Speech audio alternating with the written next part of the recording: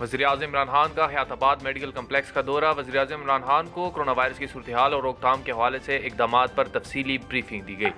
वफाकी वज़ीर असद उमर, वज़ीर मुमलिकत शहरयार अफरीदी, मावन खसूसी डॉक्टर सानिया नश्तर, गवर्नर खैबर पख्तूनख्वा शाह फरमान और वज़ीर आला महमूद खान सूबाई वज़ीर भी वज़ीर-ए-आज़म इमरान खान के साथ मौजूद थे।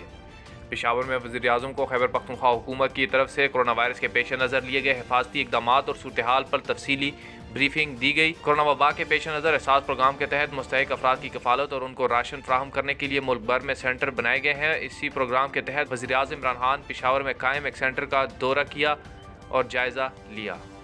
वज़ीर-ए-आज़म इमरान खान का हयाताबाद मेडिकल कम्प्लेक्स का दौरा। वज़ीर-ए-आज़म इमरान खान को कोरोना वायरस की सूरत हाल और रोकथाम के हवाले से इक़दामात पर तफसीली ब्रीफिंग दी गई। वफाकी वज़ीर असद उमर, वज़ीर मुमलिकत शहरयार अफरीदी, मावन खसूसी डॉक्टर सानिया नश्तर, गवर्नर खैबर पख्तूनख्वा शाह फरमान और वज़ीर आला महमूद खान सूबाई वज़ीर भी वज़ीर-ए-आज़म इमरान खान के साथ मौजूद थे।